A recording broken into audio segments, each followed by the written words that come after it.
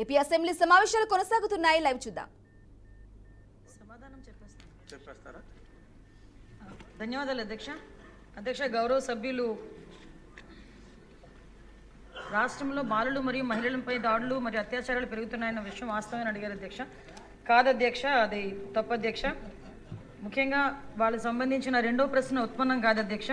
మూడో ప్రశ్నకి సమాధానం ఇప్పుడు 2023 జూన్ నుంచి 2024 జనవరి వరకు 18,114 కేసులు నమోదైతే 2024 జూన్ నుండి 2025 జనవరి వరకు 16,809 కేసులు నమోదైనాయి అధ్యక్ష. ఓవరాల్గా చూసుకుంటే లాస్ట్ కంపారిజన్ చూసుకుంటే అధ్యక్ష సుమారుగా 7.2% క్రైమ్ రేటు తగ్గింది అధ్యక్ష.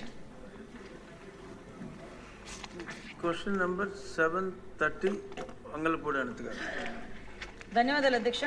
సభ్యులు అడిగిన క్వశ్చన్ ప్రకారం అధ్యక్ష గంజాయి సాగు గత సంవత్సరాల్లో సుమారుగా 11,000 ఎకరాల నుంచి ప్రస్తుతం సాగు దగ్గర మనం చూసుకుంటే 100 ఎకరాల కన్నా తక్కువగా ఈరోజు గంజాయి సాగు ఉండడం చెప్పడం అనేది నిజంగా మనం గర్వపడే విషయం అధ్యక్ష.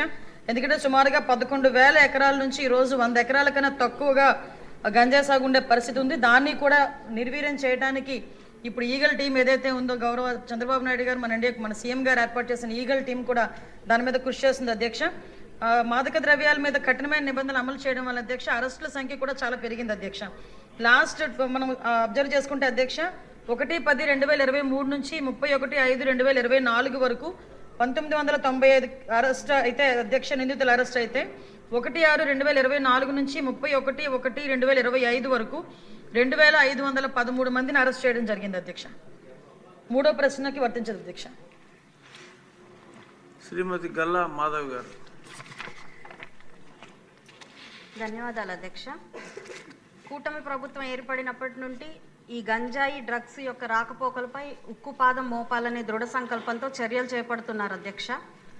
అయినప్పటికీ గత ప్రభుత్వ దుర్మార్గ పాలన వలన వాడి తీరు వలన ప్రతి చిల్లర కొట్టులో సర్వసాధారణంగా చిన్నపిల్లలకు సైతం విచ్చలవిడిగా అందుబాటులో దొరుకుతున్న నేపథ్యంలో ఇంకా వీటికి అడ్డుకట్ట వేయలేకపోతున్నాం అధ్యక్ష.